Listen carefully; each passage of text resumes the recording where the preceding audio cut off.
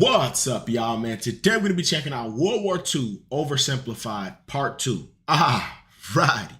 Now, I got to say, man, Part 1 was a whole lot of setup. It was a setup, and it honestly made me want to check out the Hitler video, bro. And I seen there is one from this channel. So if y'all would like to see that, man, we might have to check that out too. But let's hop into it because this part probably going to be a lot crazier. A lot of the first part was setting things up. So let's do it. Skillshare, an online learning community. Stick around until the end of the video to learn how you can get an exclusive deal just for Oversimplified viewers. So what else is happening? Well, when I said Britain was all alone, that wasn't entirely true. Many Commonwealth nations and other Allied colonies had joined the war in Britain's support. They would play a key role throughout the war, particularly in the African and Italian campaigns. On the Axis side, Germany, Italy, and Japan signed the defensive tripartite pact, bringing their military alliance even closer together. The Soviet Union's war against Finland should have been an easy victory, but it became a humiliating struggle, and their military ineptitude was put on full display. In the end, they did force the Finns to sue for peace. Then, they continued their honorable campaign of pushing around much smaller countries by annexing the Baltic states and part of northern Romania. France's colonies in equatorial Africa were like, heck no, we aren't going to join the Germans, and they all pledged their allegiance to free France, except for Gabon, which had to be taken by military force. The Allies also tried to capture the strategic port of Dakar, but that ended in failure. Mussolini had seen Hitler's successes, and he thought now it was Italy's time to shine, so he tried to take British Somaliland, and that went pretty well. Then he tried to take Egypt, and that went less well. Then he tried to take Greece, and that went really badly. Churchill began referring to Italy as Europe's soft underbelly. Oh, ouch. Oh. He began favoring a military campaign from the south and started sending British troops to Greece.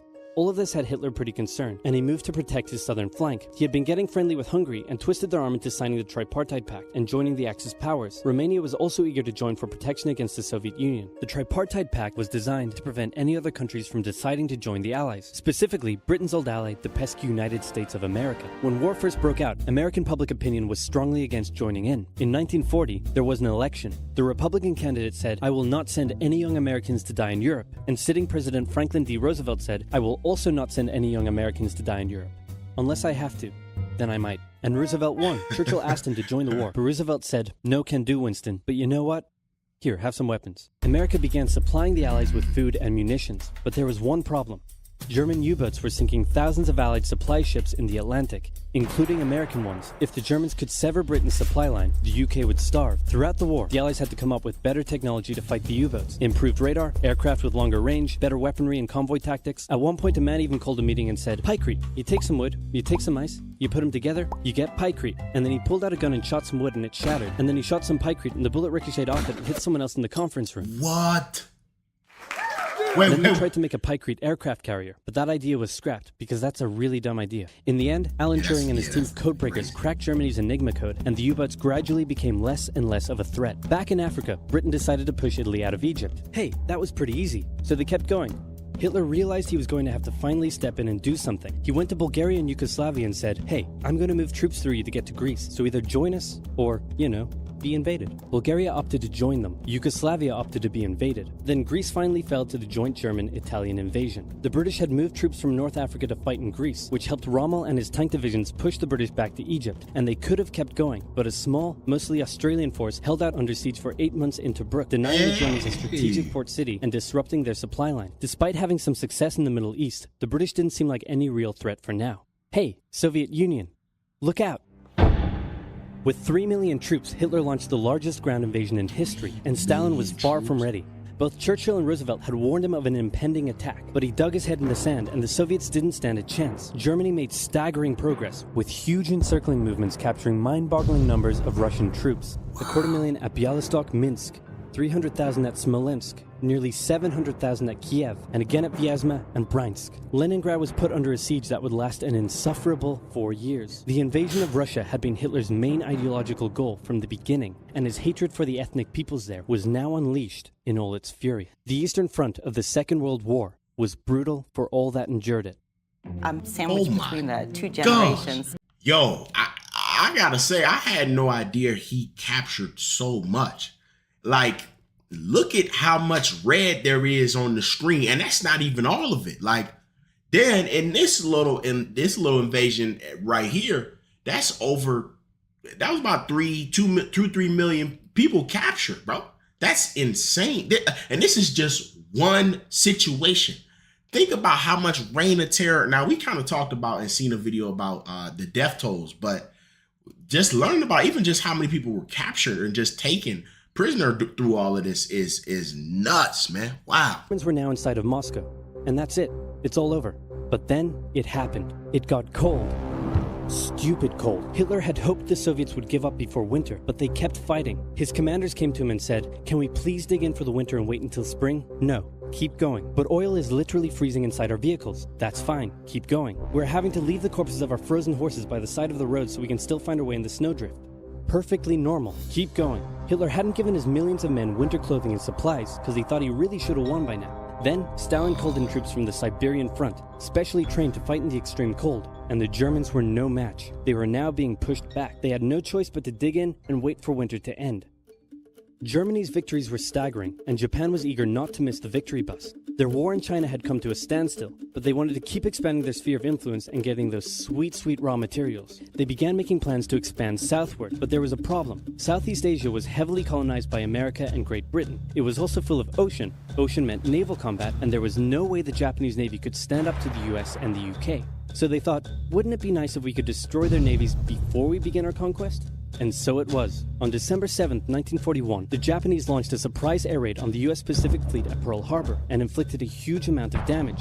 They also attacked British colonies in Southeast Asia. Roosevelt had no choice but to declare war on Japan, and so did Churchill. Hitler then declared war on America, even though he totally didn't have to. The attack on Pearl Harbor seemed like a big Japanese victory, but they didn't attack any of the naval repair yards, fuel storage tanks, or the submarine base, meaning the Pacific Fleet would be up and running again pretty soon. In the meantime, though, the Japanese were able to begin their conquest. They took Guam, the Gilbert Islands, Wake Island, Hong Kong, and the Philippines. They forced Thailand to join them so they could march their troops through to Malaya. They swept through Singapore, North Borneo, the East Indies, New Guinea, the Solomons, and they were now threatening northern Australia and the borders of India. Japan's victory had been as staggering as the Germans, and it reinforced the Japanese idea that this was a divine war which they were destined to win. But their victories had been based on speed, not power, and power would eventually catch up with them. For now, though, in all occupied nations, the people suffered. Persecution, forced labor, harsh punishments for any who spoke out against their occupiers. In Europe, the Nazis were rounding up ethnic minorities and other unwanted groups and individuals. In particular, millions of Jewish people would suffer through the terrible events of the Holocaust. Brave resistance movements rose up in defiance of their invaders, while the people held out for hope. And hope was coming. Winter was over, and Hitler could continue his push eastward. But this time, he switched up his strategy. He wanted to focus on the south. His plan was to cut off the Russian armies in the Caucasus, an area full of oil, and then invade the Caucasus and take all the oil. His forces moved across the north with ease, and Hitler got cocky. He rerouted the 4th Panzer Army south early, leaving the 6th Army to complete the encircling movement alone. To do so, the 6th Army had to reach and take the key Soviet city of Stalingrad. The Russians defended it fiercely, and Stalingrad saw some of the harshest fighting of the entire war. The Soviets held up the German advance for 5 months as they battled in the war-torn city, which bought them valuable time. When the Germans had first launched their invasion a year earlier, the Soviets had moved their factories to the east. Those factories had been building a butt-ton of tanks and aircraft and getting the Soviet army up to scratch. Now, it was ready. Stalin gathered his new and improved forces around the city, and in an attack that resembled Hitler's own encirclement tactics, they began surrounding the 6th Army. Hitler's commanders came to him and said, "Hey, maybe we should retreat." But Hitler said, "No, you stay." He didn't care about nothing, man. The entire 6th Army was trapped and had to surrender. With complete air superiority, the Soviets started pushing westward. For Stalin, it was a resounding victory. For Hitler, an absolute catastrophe. Things also weren't looking too good for Hitler elsewhere. With America now in the war, Allied bombing over German cities reached devastating levels. In Africa, the British had pushed Rommel back again. Then they were pushed back again, and finally, after a decisive battle at El Alamein, and with American and British troops arriving in the west, the Germans and Italians were squeezed out of Africa. Japan was also already seeing its rapid success being turned around. They attempted to take the island of Midway, but the US Navy was ready for the attack, and they sank Japan's carrier. Actually, they sank a lot of them. It was a battle from which the Japanese Navy would never recover. British, Indian, and Chinese troops held the line in the harsh jungle terrain of Burma, and the Japanese suffered losses in the Solomon Islands and New Guinea. They began to realize they were not invincible. With the Axis out of Africa, the Allies had to decide their next move. Churchill still wanted to attack from the south, while the Americans preferred a full sea invasion in northern France. "All right," said the Americans, "we'll do it your way." Allied forces successfully landed in Sicily and began moving north. They also carried out bombing raids over Rome. The thing was, many of the people in Sicily had relatives living in America, and they greeted the American troops quite warmly. With the war reaching home territory, most Italians just weren't that into it, and Mussolini was suddenly very unpopular. He was voted out by his own fascist Grand Council and was toppled from power. Italy immediately began negotiations for surrender. Hitler wasn't surprised and had already sent reinforcements southward. In an operation he ironically called Operation Axis, German troops quickly disarmed Italian troops in the north. The Allies continued fighting the Germans up through Italy, but then winter set in, meaning mud, and everything slowed to a halt. All right, said the Americans, let's do it our way as well. Can you go to First Watch and not get the... Germany had made itself a lot of enemies, and millions of Allied troops had been gathering in England as factories worked around the clock producing the war material needed for a super crazy massive the likes of which the world has never seen before invasion of Europe. The Germans knew an Allied invasion would come, but they didn't know where it would land. Thanks to Allied deception tactics, they thought there was a pretty good chance it would come at Calais, but the Allies were really going to land in Normandy because it was less fortified and the beaches were nicer. Under the careful planning of General Dwight D. Eisenhower, the invasion that had been long in the making was just about ready to go. Just one thing was preventing the launch: the British weather. For a short while, everyone sat around waiting for a decent day, and then it came. On the night of June 5th, over 1,000 bombers took off and raided coastline defenses, while paratroopers were dropped inland in a bit of a chaotic operation, tasked with sabotaging defenses and capturing key bridges to stop any German reinforcements from reaching the beaches. Early the next morning, the barrage came, as Allied ships fired a huge number of shells at the German fortifications, and then the landings. The Americans at Utah and Omaha, the British at Golden Sword, and the Canadians at Juneau. It was a tremendous struggle with a great loss of life, particularly at Omaha, but the Allied troops captured the beaches and the landings were a success. Then they began their movements inland. They took the port of Cherbourg and the city of Caen. The Americans moved south to capture Brittany. Then, in a massive disaster for the Germans, British and Canadian troops from the north and Americans from the south trapped the German 7th Army in a near wipeout encircling movement. In August, Allied troops landed in the south of France to little resistance. On one beach, all they found was a Frenchman handing out champagne. Paris was liberated and the Germans were pushed out of France as the Allies entered Belgium. In the Far East, the Allies started to push the Japanese out of Burma, as the Americans launched a two-pronged offensive in the Pacific. In the south, General MacArthur led the push to liberate the Philippines, while General Nimitz oversaw the brutal island-hopping campaign. American forces had to make hard-fought landing after hard-fought landing on fiercely defended small islands as they moved steadily towards the Japanese mainland. The Japanese believed that the greatest thing a person could do was to die in battle, and the most dishonorable act was to surrender. As a result, they fought ferociously to the very end, and the closer the Americans got to the mainland, the more ferocious the resistance became. In February 1945, the Americans captured the island of Iwo Jima, and an intense firebombing campaign of Japan's wooden cities began. The Allies suffered some setbacks trying to liberate the Netherlands, but they were making progress and were now threatening the industrial heartland of Germany. Hitler's health, both mentally and physically, was rapidly deteriorating. Things were looking bad, and he was desperate. He said, "We need to turn this thing around, and I have just the trick. Remember a few years back when we blitzkrieged through the Ardennes and trapped the Allied forces in Belgium? Well, I'm going to do the exact same thing. Again." He gathered his forces and tried to pound them through the Ardennes. He used up the remainder of Germany's strength and resources, and he managed to create quite a nice bulge. He also trapped some American forces in the Belgian town of Bastogne. The Germans sent the trapped Americans a message saying surrender or be annihilated. When it was read out to the commanding officer, he said, "They want to surrender? No, sir, they want us to surrender." Nuts! And that's what they sent off as their official reply. General Patton's Third Army then managed to break the siege from the southwest, and the Germans were pushed back. Hitler's last-ditch attempt had failed, and what followed was a total collapse of the German forces. The Allies pushed into Germany from both sides. The Soviet Union took Warsaw and kept pushing to Berlin. In his bunker, Hitler realized all hope was lost. Berlin fell, and with it, Hitler's dreams of a great German empire. Two of the Axis nations had been knocked out. One to go. The Americans began their assault on Okinawa, the last island before they would reach the Japanese mainland. The desperate Japanese fought hard, launching kamikaze attacks on the US ships. The citizens of Okinawa suffered through the terrible fighting, but in 2 months, the island was captured. The Allies now had to make a choice. Either continue the devastating struggle up the Japanese mainland, or they could try to coerce the Japanese into surrendering now. In July, the first successful atomic bomb test took place in New Mexico, and the destructive weapon was ready for use. America and the UK were also seeing the Soviet Union not so much liberating as occupying its captured territories, and so they wanted to put on a show of force. On August 6th, the A-bomb fell on Hiroshima. Then, on the 9th, Nagasaki. The cities were reduced to rubble, and for the people living there, it was a terrible fate. But for the Allies, it achieved their main aim.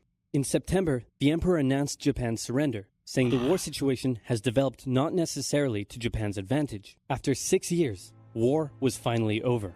The Allies occupied Japan for 8 years. The Emperor was allowed to keep his position, but General MacArthur made sure this picture was printed in the Japanese press to display to the Japanese people that their emperor was not the divine, powerful being they had believed. Germany was divided between America, the UK, France, and the Soviet Union. In 1949, the Allied sectors were united into West Germany. The Second World War had been more terrible and destructive than the first.